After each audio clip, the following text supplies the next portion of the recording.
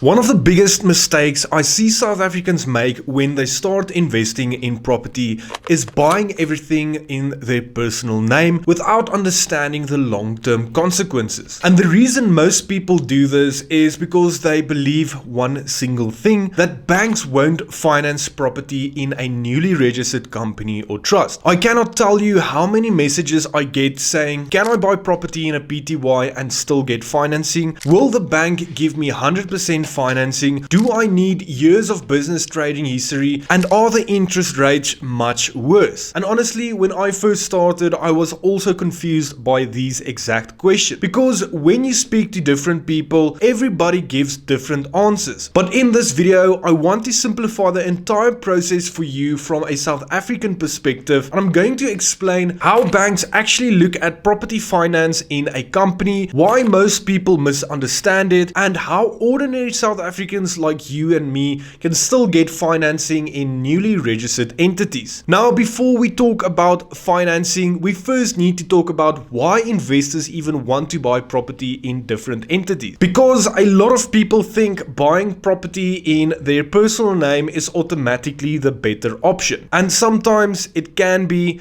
and for some people it can be, but many investors eventually move into separate entities because of all the major advantages. The first advantage is protection. When property sits inside a separate legal entity, there is separation between your personal operations and your investment operation, and that becomes very important as your portfolio grows. The second reason is estate planning. If something ever happens to you, handling properties through a property company structure can sometimes make succession planning much easier compared to transferring multiple individual properties personally. Then there's scalability. Imagine trying to manage multiple investment properties, partners, expenses, tax records, and all the operations all personally. At some point, it becomes a shit show. So having a separate entity creates cleaner systems.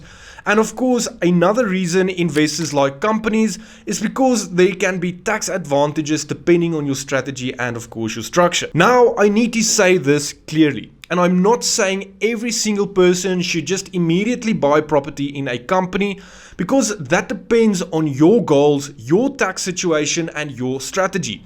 But what I am saying is this. Many South Africans avoid companies purely because they think banks won't actually finance them. And that's where the misunderstanding starts. Because people hear things like, you'll never get 100% financing in a PTY, the rates are terrible, the banks treat it as high risk, and you'll need years of trading history. And yes, sometimes certain deals can have stricter terms, but the idea that banks simply refuse to finance new entities is completely false. In fact, recently, one of the partnership companies that I'm involved in received 100% financing with a very good rate and solid terms, and here is the actual proof.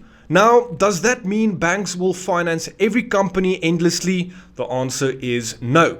And this is the part most people don't understand. The real secret behind financing property in a newly registered company is something called surety. Surety simply means this: you personally guarantee the debt. In simple English, if the company cannot pay the bank can still come after you personally. So even though the property is inside a company, the bank is still largely assessing you and your finances. The banks look at your salary, your affordability, your credit profile, your financial behavior, and your existing debt. That's why even a brand new company with no trading history can still get financing, because the bank is not purely relying on the company itself, they are relying on the person signing surety behind the newly registered company. And this is where many South Africans get confused. They think my company is new, so the bank won't approve it. But in reality, the bank is asking, can you afford this debt if the company fails? And that's the real question. And honestly, this is also something I teach much deeper inside my property course,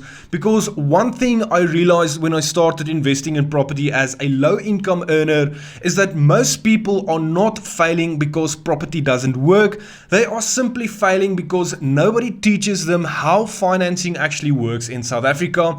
And most people are trying to invest without understanding how banks assess risk, how to structure deals properly, how to improve approval chances, and how investors actually scale portfolios over time. When I started, I wasn't wealthy. I didn't have massive capital. I had to learn how to strategically use financing, structures, and property to slowly build momentum over time. So if you're serious about property investing, definitely check it out. And for a limited time only, if you use the coupon code 50% off, you'll get a massive 50% discount on the full online course. But the spots are limited, so don't wait too long. Now, let's continue because this next part is extremely important. Now, obviously, there is still risk involved because when you sign surety, you are taking personal responsibility for that debt. So if things go wrong, you cannot simply walk away because the property sits in a company. And I think this is important to say because sometimes social media makes company structures sound magical, and they are not magical, they are tools.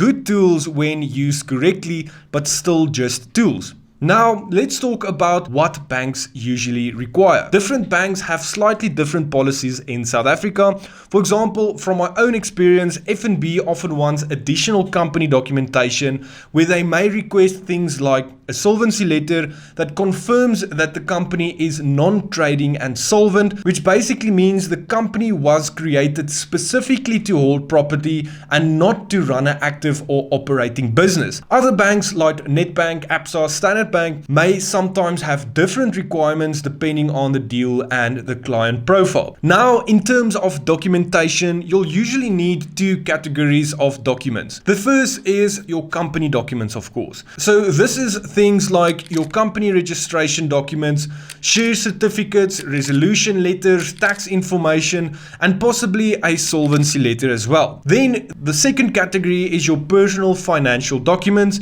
and this is where the bank checks your affordability at the end of the day. So they usually ask for things like your payslip, bank statements, ID documents, proof of income, and sometimes assets and liability statements. If you structure things properly, maintain good credit, keep your accounts healthy, and buy good deals, you become far more financeable over time. Banks are in the business of lending money. They want to lend to people who look responsible and are low risk. That's why your financial behaviors matter so much more than whether the company itself is new or not. And honestly, one of the smartest things you can do if you want to scale properly in South Africa is learning how banks think. Now, personally, I always recommend working with a bond originator instead of trying to navigate this all on your own. A good bond originator can save you a massive amount of time and a lot of frustration because they understand this and work with banks every single day. They know what bank to approach first, how to structure the application, what documents are missing, and how to improve your approval chances. One that I personally use is My Home Loans, and you're welcome to use my name as reference if you'd like assistance from them. Separating your personal operations from your property operations becomes incredibly valuable as you grow your portfolio. It creates cleaner management, cleaner systems, better scalability, and often a more professional investment structure. And once you understand how financing in a company actually works, you realize that many of the things South Africans fear about property investing are simply misunderstood. If this video helped you understand the process better, comment below and let me know what part surprised you the most. And if you want more South African property content that teaches you the things most people never explain properly, subscribe to the channel because this is exactly what we do here.